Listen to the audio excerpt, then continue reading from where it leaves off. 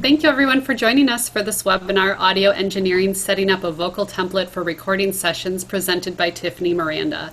My name is Laura Lawrence and I'm the Global Marketing Director at Harman. So just a few things before we get started. Everyone on the call is muted to keep down noise levels during the webinar. However, there is a Q&A function where you can submit questions to the presenter, and she'll try to answer as many questions as possible at the end.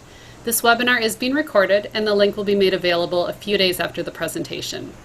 We do have a number of other webinars taking place over the next few months for audio, lighting, video, and control, and we'd like to encourage you to take a look at the different webinars in our Learning Sessions workshop series. You can find that at pro.harman.com.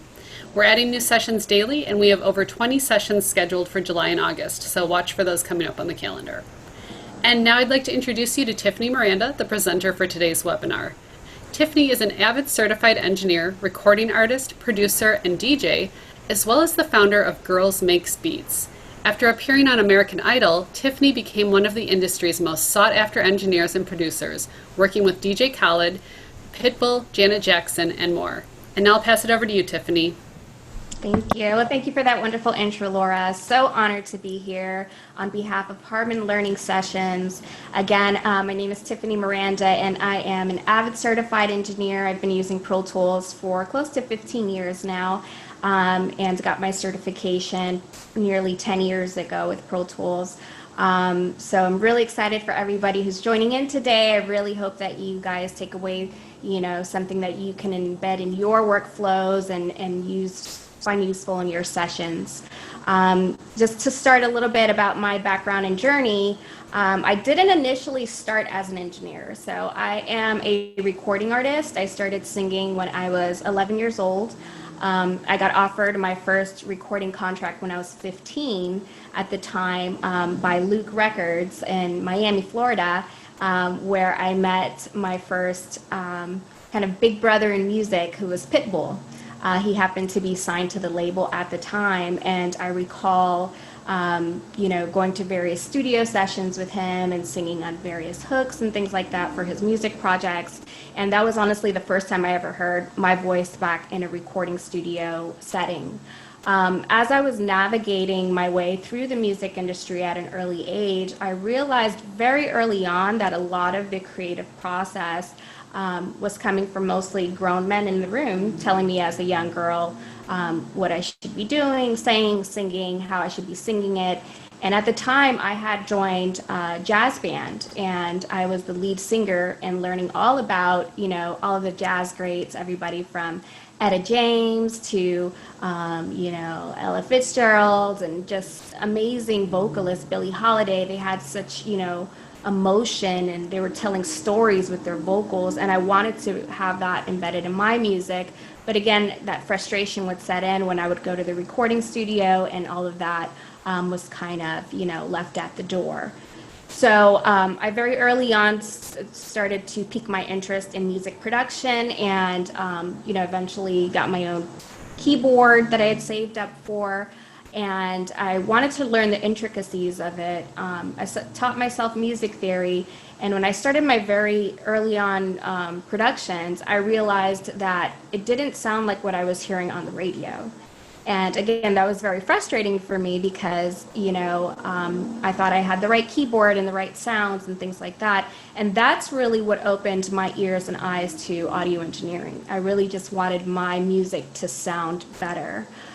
So becoming a student of the craft at the time, there wasn't YouTube. So, right now with the organization, our girls have access to YouTube. Everybody does, but, I definitely encourage them to, seek information on those outlets, but that was not readily available for me at that time. I believe at the time it was maybe Pro Tools 6, and I would go to Barnes & Nobles and study that Pro Tools 6 book every opportunity that I had. And really just became, again, a student of the art. I would, find friends who were in the recording studio and try to sit in as many sessions as possible. Eventually, I started to build my own home studio, and I was taking on local clients. I quickly found that this was an amazing career that I really enjoyed and gave me an opportunity to have a technical skill, but also a creative skill, because audio engineering is very creative. And I really loved it. I fell in love with it, and I wanted to build my clientele. So I started doing internships locally in Miami, and again was, faced with the fact that there were not a lot of women in those fields, and also, faced some challenges and from what I would say were like injustices for me being a woman in this studio, and I really just used that to fuel my passion to really dive deep in learning everything I could learn about audio engineering. I remember sitting at the desk with an SSL book, and even when I was working a 9 to 5, I would bring my Pro Tools books, and I was studying for my certification. And in between customers, I was just absorbing as much knowledge as I could. So made my way through various recording studios in Miami, and it took some time, but I eventually was very fortunate to be offered my first audio engineering in-house engineer position at a recording studio called Sobe Swag Labs. They, took note that I was always at the studio, always showing initiative, and really were the first ones to take me serious. And it was an opportunity to really prove myself. So, again, a lot of times being the only woman behind the boards, I really felt like I had to work 110% harder. And very early on, it's kind of funny how things work full circle, but just very early on in my career as an engineer, there was an artist who was signed to Pitbull who came to that studio and was like, "You're a great engineer. I want you to come be my engineer over at Pitbull Studio." So as the world would have it, things went full circle. I winded up becoming a recording engineer for Pitbull's recording label at that time. And then I also reconnected with some old friends, Cool and Dre, who early on in my career, I was also singing hooks and things like that for them. And then word got around that I was engineering and I was doing so well. I was a really powerful engineer. And so they asked me to come become an in-house at their studio. So that's where I got the opportunity to work with some really cool hip hop artists, everybody from, DJ Khaled to Fat Joe, just so many really, really cool artists, Rick Ross. And that really helped to propel my journey. But alongside my entire journey, what ran parallel to that was my passion and desire to get more girls into these fields. So I started Girls Make Beats nearly 8 years ago in Miami.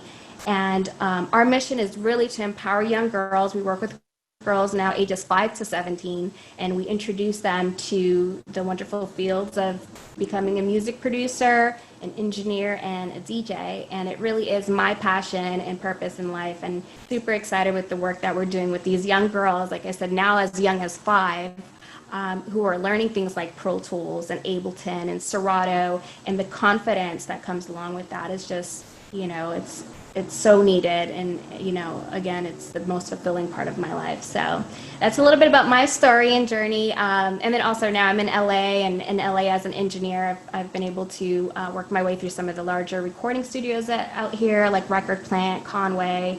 I've worked with artists out here like T.I., French Montana, Uzi, and through the organization, I've also had an opportunity to co-produce a song with my girls for Janet Jackson, which is a remix she did last year, Made for Now, with Daddy Yankee. So it's been an amazing journey. I really am looking forward to sharing some of my knowledge and tips and tricks and things that I've been able to do in my workflows, and hopefully you all will find that helpful. So without further ado, I'm going to switch over here to my computer and we'll get started.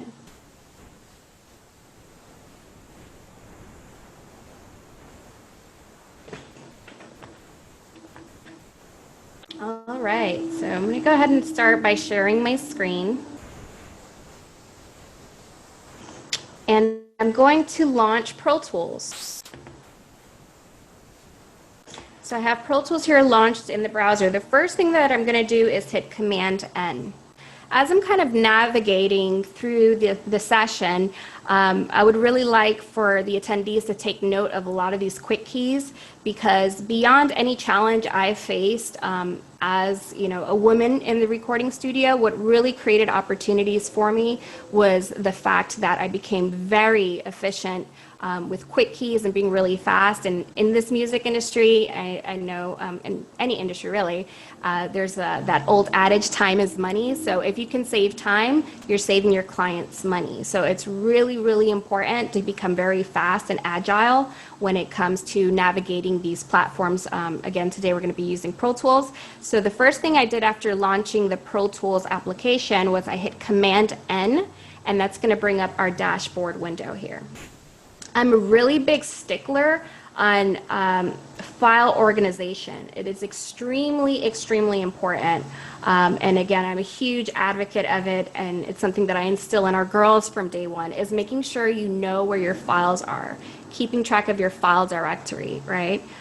So what that means is the first thing that I always take note of is, where am I saving this file? So if you notice, when you first set up Pro Tools, and I'm using Pro Tools 2020, everybody can follow along with Pro Tools first. If you've downloaded that, you can follow along with the majority of what I'm going to be doing today. However, the save as template function does not apply to Pro Tools first, but it does apply to Pro Tools. So I'm going to start by going to the local storage here, because I'm going to be saving this locally on my computer. You have the ability to also save your session to a cloud, which is through your Avid login, or you can create from template. Well, we're going to do that in just a few. First, we're going to actually create our own original template. So we're going to go to local storage. We're going to check our location. So if you notice, right now, it's basically set to my documents, my Pro Tools sessions, Harmon Learning sessions, which is where I want it to go. To create your own directory of where you want to save things, you can go to your documents. You can go to, let's say, well, I already have my PT sessions here. If I wanted to create this new folder, we can call this vocal template. Vocal templates, create that. And then this is a very intentional place that I want to save the actual session that I'm going to be creating. So I'm going to create that. Everything looks good here. I like for my bit depth to be at 24-bit, and I keep my sample rate at 44.1K. We won't go too far into that right now, but just know that those are determining factors in the quality of the audio that's being captured. And then also it relates to how much size it's going to take up on your drive. So I'm going to go ahead and create that. And the first thing I'm going to see is our mix window, our edit window. And we have two main windows in Pro Tools. We have our edit window, which looks like this when there's no tracks on there. And then we can actually toggle over to our mix window by holding Command equals. Right now, it doesn't look like much because, again, we don't have any actual tracks set up. But again, I'm walking you through beginning to start your own templates. So we're going to start from very scratch here. The first thing I'm going to do is create some tracks. So in this case, I already have an idea of what it is I'm going to be working with as far as my audio content. But let's say, you were working with a recording artist and they were getting ready to record in the booth. It would be a little slightly different. Today we're working with some pre-recorded content that I'm super proud of, actually. It's one of our students, Kaya Nyasha. She's an amazing vocalist, a producer. She's been with us for several years in our program, and she's actually now attending Berkeley on a scholarship and doing amazing things to inspire our girls. So really, really proud of the audio content we're going to be using. I'll be importing that in just a moment here, but just be aware that in most ideal settings where you're actually working with a recording artist, you're going to have a record track, and that's going to be in real time that you're going to be working with that artist. So I'm going to go ahead and just create some tracks initially. I like to start off with just a few tracks, and I'll show you why, just to keep things really nice and simple. I'm going to go ahead and create, we'll start with 2 mono tracks. Again, I'm big on quick keys. So in order to add additional tracks, I'm gonna hold Command Shift down, okay? And then I'm gonna hold down Command, and I'm gonna use the right and left arrows on my keyboard to create or to toggle between mono and stereo tracks. In this instance, I want to create 4 stereo, and then I'm going to hold Command and use my up and down arrows, aux tracks, okay? And then I always like to make sure that I have a master fader in there as well. So again, Command Shift down, stereo, I'm using my right to left arrows. I'm holding down Command, and I'm pressing down till I get to master, okay? So that looks good. I have 2 mono tracks, I have 4 stereo aux tracks, and I have my master fader. I'm going to hit create by pressing enter. And this is our starting point, okay? So now that I have my audio track in here, the goal is I want to be able to manipulate multiple tracks that belong to a specific group and apply settings that will apply to that entire group with the use of an aux channel. So in order to do that, I'm going to have to do some signal routing, okay? And again, I'm a big stickler for organization, so I would suggest, naming your tracks immediately, because this can quickly turn into a really big mess if you have everything named audio or aux. So I like to quickly just go ahead and name them. So the quick way to do this is you double click on the nameplate, and then you're going to type in the name. So I would do something like main Vox. I'm going to hop right over to the next name by using another quick key. I'm going to use Command Return, and I'm going to call this BU Vox. Then again, I'm going to hold Command, hit Return. It's going to automatically allow me to name, and I'll just continue to do this all the way through. And when I'm done, I'll press Enter. That way I never have to come out of the actual renaming of this. So my aux track, I'll call this call verb.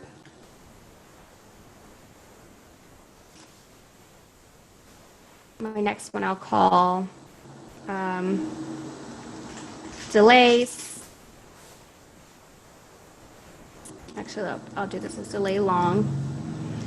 And then I'm going to go to my next one, and we'll call this main Vox aux. And then I'm going to go to my next one, again hitting Command Enter, and I'm going to call this BU Vox aux. Okay. Another thing I like to do for organizational purposes is color code, okay? I'm going to be holding Option to drag and open up all the tracks at the same time. And I'm going to double click the color of the track over here to open up this color palette. I'm really funny when it comes to like working with artists. I like to ask them what their favorite color is, and I actually will customize my sessions a lot with the artists I'm working with based on the color. So it's just little things like that, that artists tend to really like, especially as creatives. So the first thing I'm going to do is I'm going to make my main vocals here purple. And let's make these, we'll go with blue. You can also change the saturation and things like that as well, brightness. Okay. Then I'm going to go over to my Vox aux and my BU aux, and I'm going to make these, I like to actually match the family color, so from a visual standpoint, I can more easily see, especially once we start working with a lot of tracks. I'm going to be importing quite a bit of tracks shortly here. But I like to kind of keep it in the same family, but just a different shade. So for my main Vox, since I made this one purple, I'll probably do this like as a dark purple. And then since this one is already blue, I'll probably do another variation of the blue here.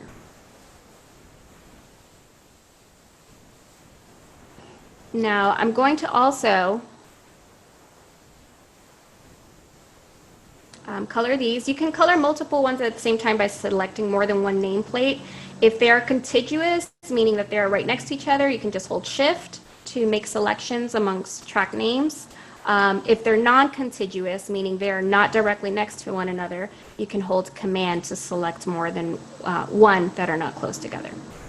So in this case, these are contiguous. I'm going to hold Shift. I'm going to double click here, and I'm going to make these yellow. All right, so this is just a very basic start. Again, my goal is to create a routing to where when I'm working with 50 or 60 tracks, maybe 10 and 20 of those are main vocals, instead of having to continuously go back and tweak each individual track, I can really use aux tracks to my advantage to be able to route all of those groups to a specific track where I can have just one channel fader for the control for a lot of those parameters. So we're going to go ahead and set up that routing. So first things first, I'm going to go to my outputs. It's very important to note, if you don't see these various options here, that you go over to the Edit Window View selector. And you want to make sure, I always have certain things in view. I always have my inserts A through E and my sends A through E, as well as my I/O and my track color. So if any of those are missing, this is where you would show and hide those options. It's also really important to note that this is, you know, an option, because I've been in sessions where I've opened up sessions from other engineers, and they might have a whole effects chain on F through J, but it's not showing, but it's definitely influencing the audio you're hearing. So it's really important to be aware if you're working with somebody else's session to make sure that you're taking a good view to see if there's other inserts and things going on in those other areas. So in this case, we're just creating my template. So I'm going to, like I said, keep these in view. And we're going to start just some basic signal routing, right? We're going to go over to our I/O. This is our input and output. And I'm going to go to bus. And I already have it named here. But I would go to bus. That was 1, 2 initially. So I'll just rename that real quick so you can see. Right? So normally it would look like this, bus 1, 2. And then this would be bus 3, 4, 5, 6, 7, 8, 9, 10, right? Can actually go, if this happens and it's actually showing the names, you can go over to your buses and you can go back to default, and it should default them back to the regular name. So that's an easy way to do that. Okay. All right, so in this case, like I said, we're going to go out to bus 1, 2. And we're going to go to our main Vox aux. And basically, we're just going to create a connection. So we're coming out of this main Vox, and we're going into the actual aux track for all the main vocals and where that's going to live.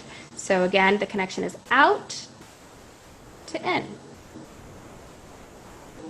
And again, as I mentioned, I'm a big stickler for organization and naming things properly, so you're not just like, oh wait, which one was the reverb and which one was the delay and which one, and especially as your routing starts to get more complex. So you can right click and hit rename. And in this case, I'm going to put this as main Vox or Vox. And as you can see, it automatically made that correlation, so that correlates to that specific routing. Bus 1, 2 is now main Vox. Okay. And then we're going to work our way to the next one. We're going to go to BU Vox. This is for all my background vocals. A lot of times this is also abbreviated as BGV in a lot of sessions. And then I'm going to go to bus 3, 4. This is the next available bus. I'm going out, and I'm going to go into my aux. Again, keeping things nice and organized. I'm going to right click, rename, and we're going to call this BU Vox. So basically what I've done now is I've created routing that is going to bring all of my main vocals to this aux track, all of my background vocals to this aux track. And again, I like to start really simple. I just start with one track, and then there's multiple ways to get additional tracks with those settings. One way of doing it, and depending on where you are in your workflow, is to just duplicate the track. So when you're duplicating a track, you would just go Option, Shift, D. You want to make sure, especially as you're working with audio, you don't necessarily want to duplicate the audio that is on that track, but you want to duplicate all of its settings. So you would disable active playlists and alternate playlists. And that will duplicate the actual track with all of these settings, but it will not actually have those audio or playlist audio that belongs to that track. So that's how we do that. Option Shift D. You can put the number that you want here to duplicate and then press OK. And there you go. You have a duplicate and it has the same exact routing. Okay. This is one way of doing it. Another way of doing it is actually working with track presets, which is new to Pro Tools, as of their Pro Tools 2018 release. And it's a pretty cool option to be able to use as well. You can do so by going to Save Track Preset. So we'll get into that in just a few minutes, but that is another option of doing it. Again, when you're working across various platforms, there's multiple ways to do things. So this is just one way of doing it. And prior to having the track presets, this was kind of the only way to do this really fast. Okay, so the content that I'm going to be working with, well, let's just go ahead and finish actually setting up my, my routing here. So my goal is really, I want these main vocals to be processed differently than the background vocals. Reason being is because, you always want to think about the end mix in mind. And especially as you're working with recording artists, they like to hear things as close to what's going to be the final mix as possible, even during the recording process. So a lot of artists don't really have the patience for you to, kind of sit there and be fiddling with volumes and panning and things like that while they're in their booth and they're creative and they're getting ready to, they have ideas that they're trying to get out. So it's up to you as an engineer to create these workflows for yourself so that you can work very efficiently and very fast with the artist, and that will ensure a great relationship with an artist. So just FYI on that. Okay, so again, I want to be able to control all of these main vocals from this Vox aux, and there's some settings that I'm going to put here. First and foremost, I always have a compressor. So in this case, I'm going to be using, we can use this BF76, it's pretty cool. And depending on how I'm treating the vocals, whether it's a main vocal or a background vocal, I may use different plugins, or I just may use them more aggressively or less aggressively. But again, talking about thinking of the overall final mix as the end product, you want to separate from the recording process the main vocals from the background vocals. So again, this helps to ensure a really creative flow with the recording artist, and they're starting to see the picture, and you as an engineer can differentiate how those vocals are actually treated, so that when the artist is in the booth and they're like, okay, let's do a background vocal, all of a sudden it's not screeching over the main vocal, right? And you're processing it separately and differently. But again, using these aux tracks, you can do it extremely easily from one channel. So that's my compressor. I'm going to follow it by an EQ. And we'll just use this EQ 7-band. Okay. And the really cool thing you can do here, again, there's multiple ways to do this. But let's say, for instance, I was like, I really know I'm going to use these two particular plugins, but I'm going to use them separately for the main, or differently for each of these tracks, for the main Vox aux and for the BU Vox aux. So what I would do is I can option drag, and that will copy that plugin right over. And so now I can treat this one differently than I treat this one. Okay. All right, the next thing we're going to do is we're going to look at the routing for our reverbs and delays. I'm really big on using aux tracks for reverbs and delays because they are time-based effects and they're very CPU intensive. And the last thing you want when you're working with a recording artist is anything that can potentially make your computer crash. And also just for the end goal of the mix of making everything sound cohesive, it's really good to work with the same reverbs and the same delays and be able to route to them so that everything sounds like it's kind of in the same room. So with that being said, I've created an aux track for my reverb as well as my delay. And actually, in a real-world setting, I start with one, but I'll show you how I kind of process them differently. But we're going to continue the routing on this. So this input for the hall verb, I'm going to put at 5/6. Again, organization here, I'm going to make sure this is labeled properly, hall verb. And then again, for delay, the next available bus is 7/8. And I'll call this delay long. Okay. Then what I'm going to do is I'm going to actually just duplicate. Well, I'm not going to duplicate it yet. Let me actually put a hall verb on here. So one of my favorite reverbs to use, it's this Lexicon PCM reverb. It's really amazing. This PCM native hall. I'm going to load that. It just takes a little second to load here.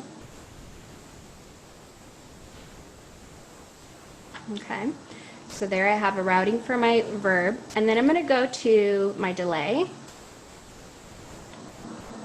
and I'm going to go to mod delay 3. Okay, since this is my long delay, I'm going to put this on the quarter note. Okay. And then what I'm going to do is I'm going to select these two contiguous tracks. I'm going to duplicate them. So Option Shift D. There we go. And I'm going to just change this as well because now I'm going to have a hall verb, but I also want a plate verb. So I'm going to put that on 9/10.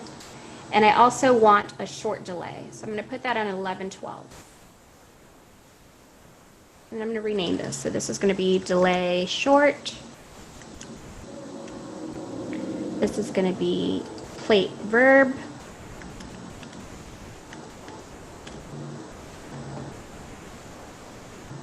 And I'm going to switch this one from the hall to the native plate. Okay. And then on this delay here, that's going to just take a second to load here. And then on the delay short, I'm just going to change it from the quarter note to the 8th note. I'll make sure it's 8th note on both sides. The way to control parameters on both sides, if you hold down Shift, so you don't have to, and again, these are just little fast, like quick keys you can do along the way that even though they seem like it's not saving a whole lot of time, it will actually, in the long run, save time. So again, if you want to control what's going on the opposite side, you hold Shift. I'm going to make this the 8th note. I'm actually going to keep my delays together so you can drag. You can drag your nameplates and rearrange the order. And I'm actually going to change the color of this as well too. So I'm going to make these green, my verbs.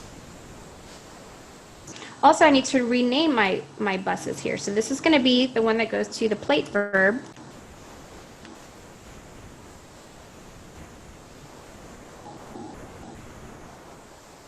And this is going to be the one that goes to the delay short.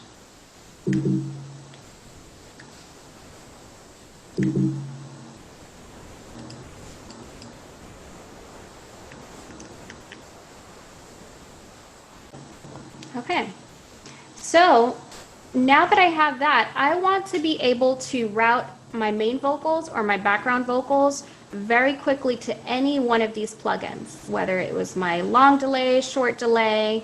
Let me just put this in order. my plate verb or my hall verb, right? So I'm going to do that by working with sends. So send will send a copy of the output, but allow you to control the mix of how much of that output is being processed. So I'm going to go over to my sends, and I'm just going to go ahead and load those. We're going to go to hall verb. I want the ability to be able to put a plate verb on it.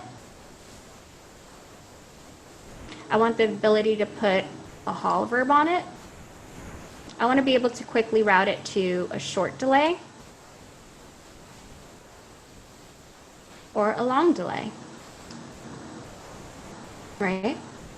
So now, again, I'm giving myself control over all of these. And then also, again, I can either save these as a track preset, or in this case, it's a little easier for me to just option drag in this case. I'm just going to option drag, option drag, option drag. Okay. Awesome. So the next thing I'm going to do is I'm going to pan these out. I'm going to start to do a little bit of gain staging here. Because again, if you're working with an artist and your template isn't set to where there's kind of a rough mix going in as they're recording, it starts to interrupt their creative workflow. So we already know background vocals are going to be significantly lower. Maybe we want them panned out significantly. I'm going to go ahead and just lower these, pan them out. Okay. And then as far as the audio content we're going to be working with. So I already know, again, like I said, if you're working with a recording artist, let me just go ahead and create a record track as well. So you can do Command-Shift-N. We're going to do a mono audio track. Create. I like to make this bright red so that I'm aware that this is my record track. And I use a method of drag and drop, really, when I'm recording. I have one main record track where I can monitor the artist, record, and then drag to the appropriate track it should be on. And this, I like to set directly to the outs, but I give it the same processing as I would the main vocals. And this just kind of prevents any, delays in time, any lags in time, things like that, especially when you're working with some more, CPU intensive plugins. But I do like to try to match it overall, and I will set those up individually and tune them to be exactly this way. But for saving time's sake, we'll just go ahead and bust this to the main vocals. We're not working with a whole ton of plugins right now, so that's fine. And yeah, as I'm recording, I would make sure I have this record enabled. I would record the artist and drag and drop to the appropriate. Again, for this session's purposes, we're going to be working with pre-recorded audio content. Also, another quick key to quickly get rid of floating windows. I'm also a big stickler for screen real estate. If something is not being used at the moment, it's in my way. And I like to get rid of all the windows. The quick key for getting rid of all the floating windows is Control Option Command W. And that'll just clear all of that up for you. Okay. So I'm going to be using another quick key to navigate between programs that are open. And this is Command Tab. And my goal is to get to my Finder. I'm trying to get to these vocals. As I mentioned from our very own Kaya Nyasha, you guys are in for a treat. It's really beautiful vocal work she did here. And as you can see, there's quite a bit of them. So with that being said, again, there's multiple ways to do this, right? You can do an import audio function, which I prefer not to go that route because it imports it on its track, and then you got to move those, and it's a little bit of a hassle. So I prefer to directly just drag and drop from the Finder window. However, you can see here I have quite a bit of tracks, and I don't have enough tracks over here, right? So there's actually, if you look at the main vocals, there's 13 main vocals. So what I would do over here, again, you can do it by track presets. You can save this as a track preset. I'll show you how to do that real quickly. If I wanted to save this as a track preset, I can go to Save Track Preset. And this is great, so when you're building sessions in the future, you can recall these. So you can go to Save Track Preset. You can save it to a category, right? Here by default it's under Avid, or you can add a category. So in this case, I added a category called Tiffany's Tracks Presets. Okay. And I'm going to name this Main Vox. Okay. You can also look at the track data to recall, and you can change this if there's anything that you don't want it to recall. Okay. And then what this does is basically, again, like I said, there's multiple ways to do things, but if I were to, for instance, save this as main Vox, press OK. If I recall the create new track function, which, again, Command-Shift-N, you would actually see it under track presets now.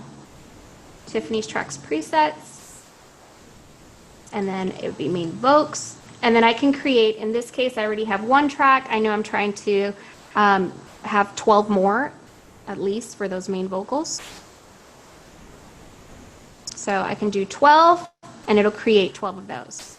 Again, I don't know if this is just because I've been working with Pro Tools for so long. My workflow that I seem to find a lot easier than doing that, I feel like that's a couple more steps than actually just selecting the track name and then hitting Option, Shift, D, making sure that these playlists are not check marked, and then in this case I need I believe 12 more, right? Oh yes, so we're going to need 12 more. 12. Boom. To me that's a lot faster. Like I said, you can use the track presets option or this option as well. So there we go. I know that the main Vox are going to line up there. And then the beauty of this here is the way that I have these settings for the background vocals. I know that those are 2, right?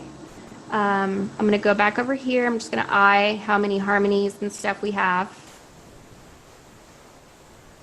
There's 44 of them, right? So in this case, I'm going to select these 2, Option Shift D, and we're going to duplicate this 22 times. And again, this is for this very specific audio content that I'm using that's pre-recorded. Typically when you're working with rappers and things like that, which has been the majority of my work, is working in the hip-hop world, you're not working with this many vocals unless you have a lot of artists on a track, or if you're working with more vocalists in the singing sense, where they layer this. But this is a really unique situation where we're working with insane amount of harmonies, and they're so beautiful. Okay, so now that I have that done, I'm actually going to just kind of put this all into a smaller view. So again, Option dragging the track size. And I'm going to go over here to my main vocals. I'm just going to drag them to the beginning of the timeline here.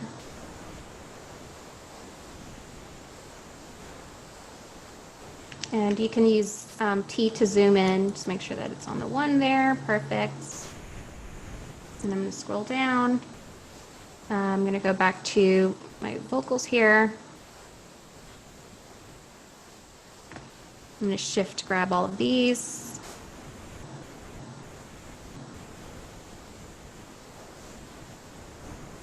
And just make sure I have them on the 1. Alright. Okay, so apparently I made 2 extra than I needed, so I'm just going to delete these. Important thing to note too with Pro Tools, there's certain things that you can't undo. So like deleting a track is not an undoable item. So you want to make sure that you're intentionally and you mean to delete something. A lot of times if there's audio content on there, it'll warn you like you can't undo this. So just be aware of that. All right, awesome. So now I can take a look at my mixer track, which is going to look really exciting over here. And I like to look at my mixer track when I'm working with this many tracks in a narrow view. So I'm going to hold Option Command M, and that's going to narrow them. Instead of this view, it'll be like this. And I can see all the vocals, and immediately because of the fact that I imported it,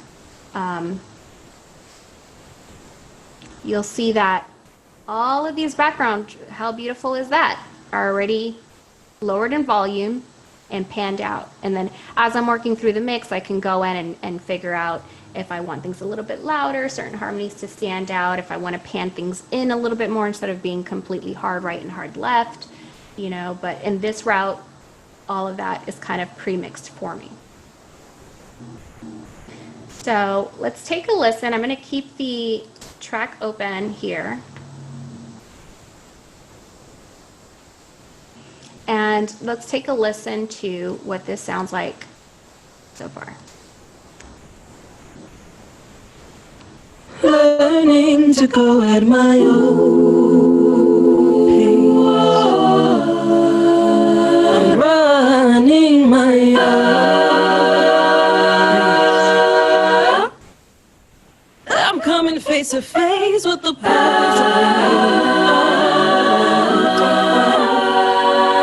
I'm letting them back in the door.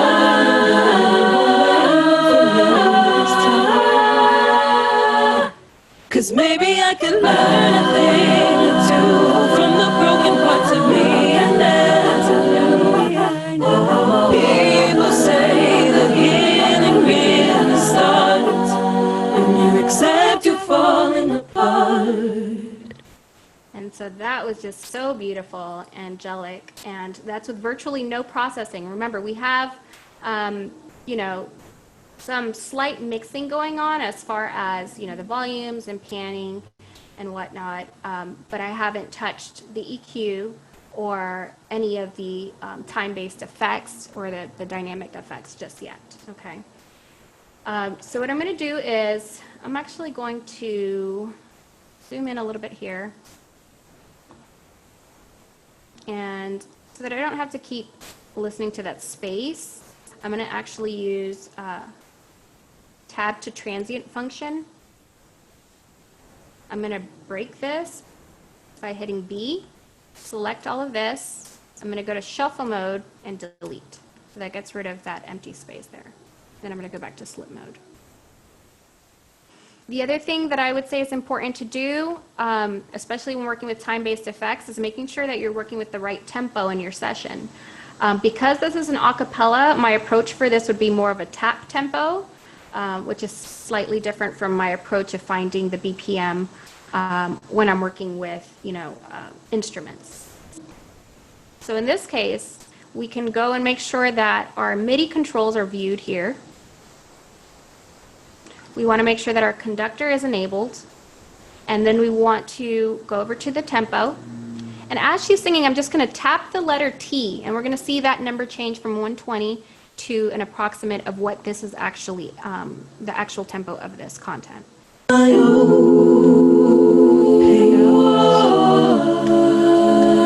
running my So it looks like it's at about 73. I'm going to press enter on that. Okay, and that way my delays will sync up to her content. Okay. So now I'm going to start doing some carving, some EQ carving on here.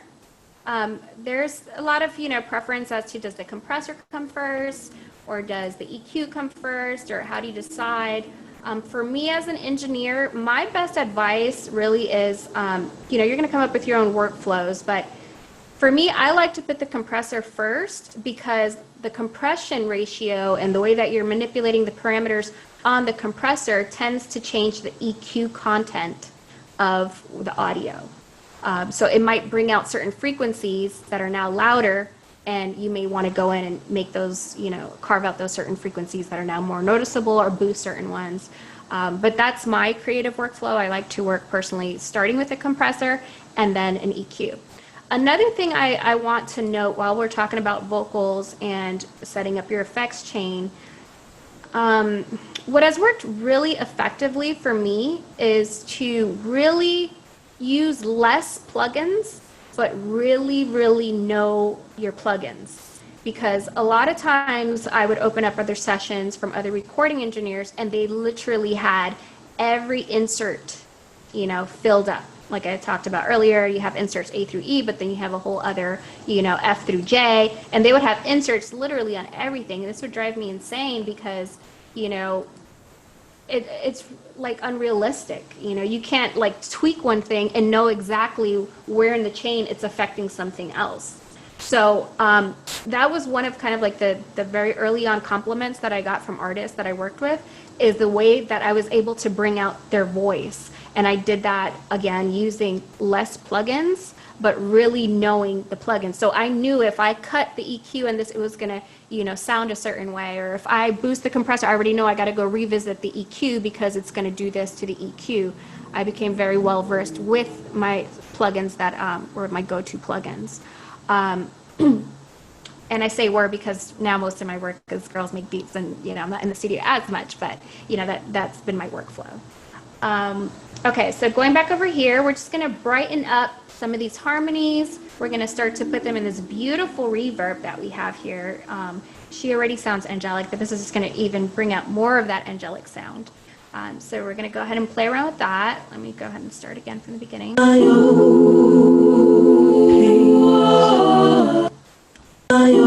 I think I cut off too much here. So we're just going to go back.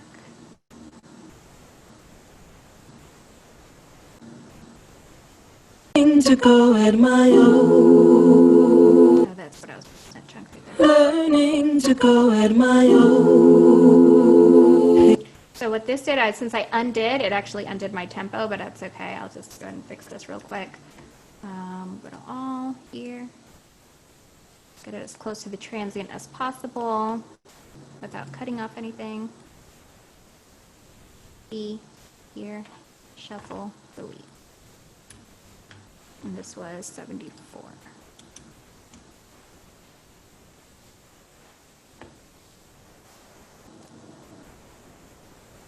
Okay. Learning to go at my own pace. I'm running my own. I'm coming face to face with the powers of the I'm letting them back in the door.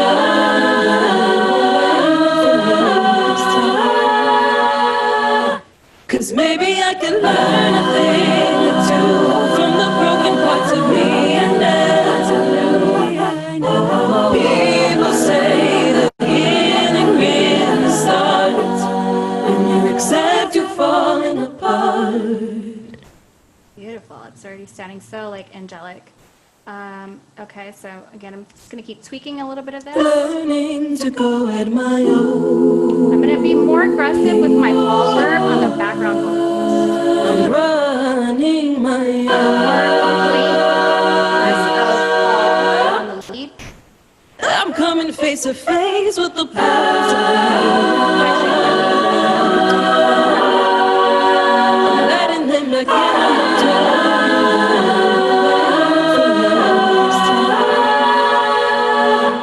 'Cause maybe I can learn a thing or two from the broken parts of me, and absolutely I know. People say the healing really starts when you accept you're falling apart. Learning to go at my own. Then I'm going to go to my EQ. I'm going to carve out, I'm going to be more aggressive with the background vocals and brightening them up, and using things like a low pass filter. I'm sorry, a high pass filter. So we're going to make sure we turn that in.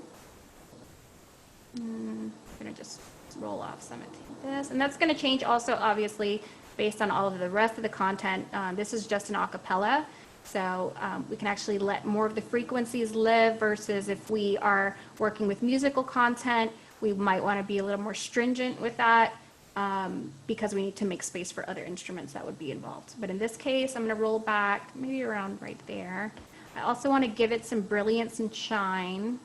I'm just going to listen to it again.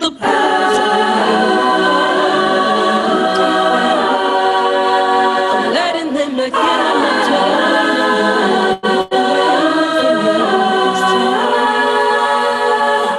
'cause maybe I can learn a thing or two from the broken parts of me and learn to lose. People say the healing really starts except you're falling apart. Beautiful. So to me, you know, again, I would spend some time on this mix, but just initially in working with an artist, you know, let's say she was actually recording this content. Let's just say, for instance, we have this piece of content here, and that was just recorded, right? We can just simply drag and drop to the associated track that it should be on. And that way, immediately, as the recording artist is still recording, you're getting all of, you know, the associated signals, and in a way that the artists won't find overpowering and can continue to vocalize. So that's very important. The other thing I want to note is hard solo. I like to enable hard solo.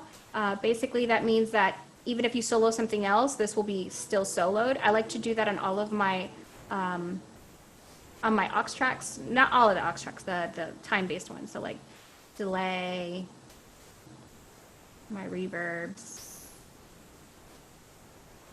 Actually, I'm sorry, we will do it also on the main vocals and the BU vocals. And what that does is, as we're trying to solo, we don't have to go run back and press solo on that other track as well that it's associated with. It'll already be hard soloed for us.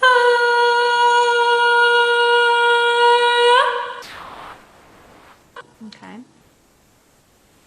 The other thing I wanted to note the importance of is using vocal playlisting as well when you're working with artists. For instance, let's say this was a newly piece of recorded audio content here. I'm going to option drag this to make a copy. Let's say this was just recorded. Another huge time saver for me is using vocal playlisting when working with artists. So the way I would do that is I would go into playlist view, which is the quick keys Control, Command, arrow to the right one time. And then you'll see this playlist here. So as the artist is recording, another useful thing and thing that made me very valuable as an engineer is I would keep just about everything. You know, even if the artist said, do it again, because sometimes you'll have artists go, oh, remember what I did 2-3 takes ago? And you're like, what? Wait, you didn't tell me to keep that, right? So it's important to keep as much as you can when you're working, especially on really important projects. So playlisting is huge in organization. What I do for playlisting is, let's say that was just recorded and the artist goes, oh, you know what, let me do it again. Quick key, Control, / return, boom. Now it's in the playlist view, but you won't hear it. So that way you're still keeping it, but the artist is ready to go to record again. So it's also really important. And then the quick key to hide that, you can hold Control, Command, click on the nameplate. But then that way you can also drag from that particular playlist. It automatically mutes it and lets you play here, but if you wanted to hear this one, you can also solo it. To go at my own. You could also do what's called vocal comping, which is, let's say you have 2 different takes of this, right? I'm just going to grab this one. Let's say these were 2 takes that she just did recently. And then she goes, you know, I really like the first half of that one, but the second half of the other. Working in playlist view, you can actually move that up to the main playlist by selecting, and then you hold Option, Command, V. I'm sorry.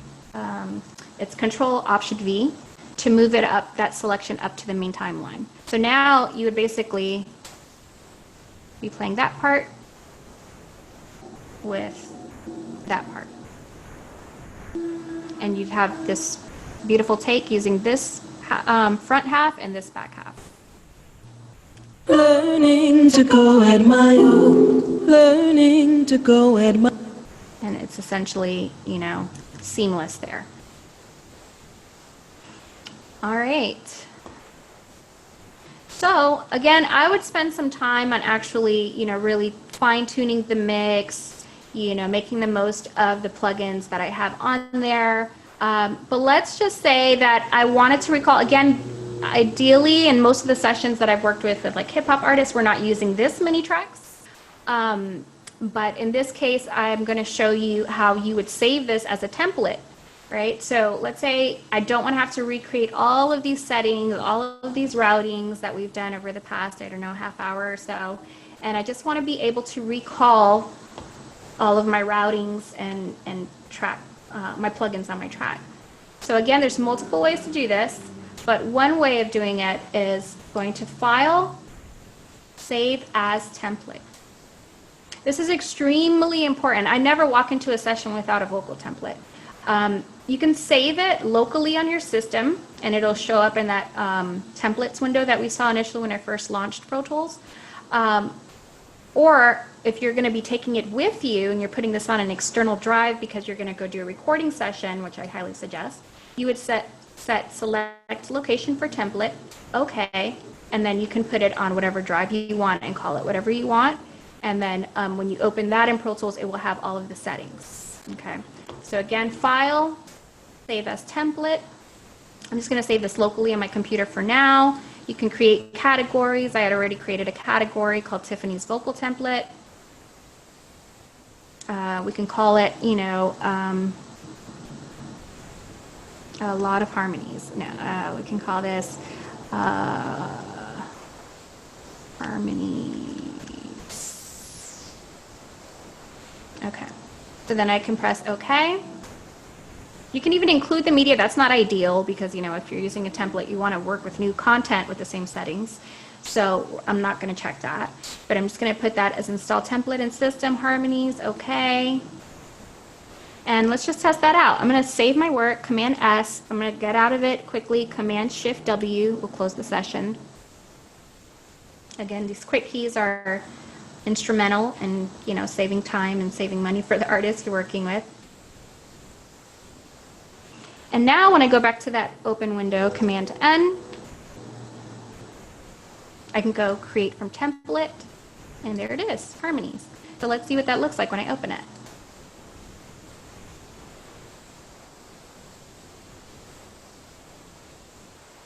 And there it is. How beautiful is that? It has all of my settings, and I can start from scratch. Awesome. So that's how I create my templates for vocals. Again, it depends on the content and the artist you're working with. You might want to have several different templates and name them differently, and keep a backup on your external hard drive. And I think I'm ready for Q&A at this point, Laura. All right, we do have some questions. There's one, I think it's related to the program that you have at Girls Make Beats. Is the mentorship limited to 17 and under? Well, as far as the actual classes, yes. If there's somebody interested in becoming a mentor, then we do have opportunities for people to become mentors to the girls. But as far as the actual classes, it is specifically for girls 5 to 17 at this time. However, as we're building out our infrastructure and expanding, we're also making classes available for women who may be interested in becoming instructors. Okay, and then the next question is asking, will I be able to watch this recording again? I think that's probably directed to me. Yes, all of the sessions are recorded, and the link for this will be available out on our YouTube channels within the next few days, so probably by Tuesday of next week. Could you share any tips about side chaining vocals? When it comes to side chaining vocals, it's not something that I typically do too much. I prefer side chaining on like instruments, and it's very like related more so to like EDM music and things like that in my experience. But for side chaining vocals, I kind of work really closely with the vocal producers as the project is being recorded to make sure that there is that synergy with the vocals to where they're not stepping on top of each other and things like that. So I don't really use it too heavily in the vocal realm. Okay, the next question, are these all active playlists, or are we still going to select the tracks that will be in use? Asking because wouldn't a main track with playlists be a better option? So they're asking if they're all active playlists on the actual tracks itself. So the way Pro Tools works is you have your active playlist for that track. If you notice in that particular session, those were all individual harmonies. So they were all active on their own that way. I'm not sure if that answers the question, but that's how I interpreted that. Okay. Well, the person who asked it, if you want to clarify if that didn't answer your question, you can just write into the Q&A. Oh, they said yes. Perfect. And then there's a couple of questions that came in via email before the session. The first one is, when should you not use a vocal template?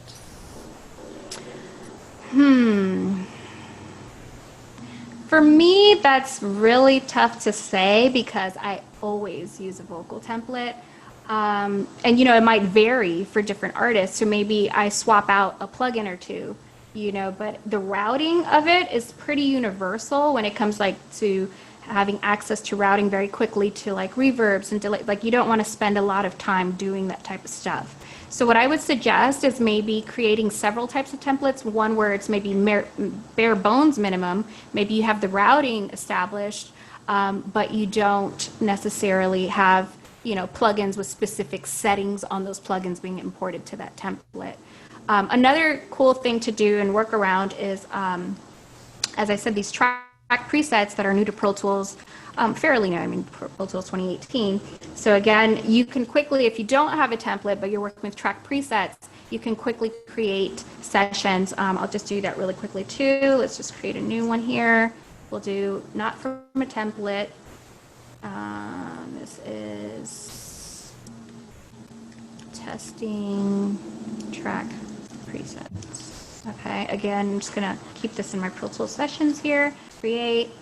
We're not gonna save that. I didn't do anything on that. So the other workaround, if you don't have a template with you, but you've saved some track presets, Command-Shift-N, track presets, Tiffany's track presets, main vocals, and I can create several of those. And I haven't saved all my tracks as presets at the moment, but this is where you can also save your aux tracks as track presets and all the routing associated with that, and then you'd be able to import that freshly into a session as well. Okay, and then another question, should your template change based on which mic you're using? Not necessarily the template, more so the plugins, like the overall template. The template, again, the routing is important, but the plugins might be different. Maybe you're working with a mic that, is very boom heavy, and that there's this particular EQ that works really well with it, and so you would use that EQ. So again, maybe an option for you would be creating a very bare bones minimum template where you can then apply the EQs and compressors and things like that, based on the session, the artist, the equipment, and everything in that world. Okay, perfect. It looks like that's the last question that came in. Tiffany, did you have contact information that you wanted to share with the group in case they had additional questions? Sure. I can go ahead and share that. Give me just a second here. You can visit the website, which is www.girlsmakebeats.org. And then you can follow us on Instagram, which is @girlsmakebeats. My email is tiffany@girlsmakebeats.org. Okay, thank you so much, Tiffany. This was such a great session, and thank you for all of the work that you do to get women involved or young girls involved in the industry. We really appreciate that. Thank you. Thank you so much for the platform today. Yeah, thanks so much. Have a great day, everyone.